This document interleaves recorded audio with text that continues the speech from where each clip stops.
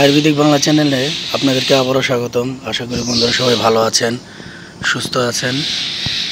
আজকে আমি আসলে আমার কলেজে এসেছি, আয়ুর্বেদিক কলেজ।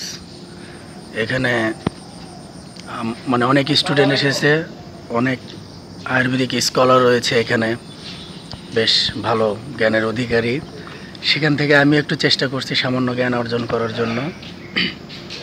আমাদের এখানে অনেক ঔষধি গাছ স্যারেরা আমাদেরকে শেখানোর জন্য রেখেছেন।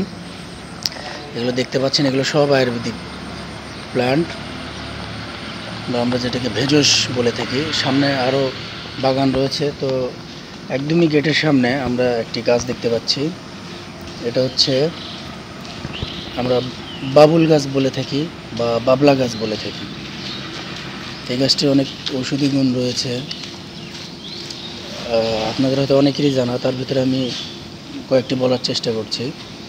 বিশেষ করে যারা মেসক করে, দাঁতের সমস্যা, দাঁতের গোড়াতে রক্ত পড়ে, তারপরে মাড়ির দাঁতগুলো নড়াচড়া করে, বা দাঁতের যে কোনো সমস্যার জন্য যদি বাবলা গাছের ডাল দিয়ে মেসক করা হয়, তাহলে দাঁত আগের মতো হয়ে যাবে এবং শক্ত মজবুত।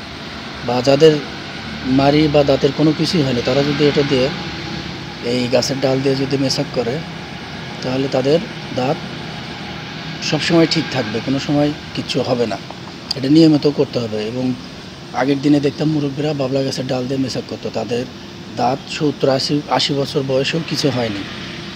এই গাছের ছাল এবং আঠা, বিশেষ করে আঠা ইউনানি মেডিসিনে ব্যবহার করা হয়, হালুয়া তৈরির ক্ষেত্রে। বা আয়ুর্বেদিক শাস্ত্র অনুযায়ী এই গাছের আঠা, অশ্বগন্ধা মূলের চূর্ণ, সাফেদ মুসলির চূর্ণ মিলায়া বাজিকরণ ঔষধে ব্যবহার করা হয়ে থাকে। এটার ছালও বাজিকরণ ঔষধে, বাজিকরণ যে সকল কাড়া তৈরি করা হয়, সে কাড়ার ক্ষেত্রে এ বাবুল গাছ ব্যবহার করা হয়। আসলে আমি উপস্থিত এতটুকুই দেওয়ার চেষ্টা করলাম। আমি নেক্সটে এই গাছ নিয়ে একটি বড় ভিডিও বানাবো এবং তাতে বিস্তারিত দেওয়ার চেষ্টা করব। তবে এইরকম গাছ অনেক রয়েছে, আপনাদের মানে হয়তো সমস্যা হতে পারে। এই গাছে অবশ্যই দেখবেন যে কাঁটা রয়েছে। আপনারা একটা জিনিস ভালো করে খেয়াল করেন, এই যে এখানে কাঁটা দেখেন, এই যে কাঁটা, বাবলা গাছের কাঁটা। অর্থাৎ এই গাছের কাণ্ড,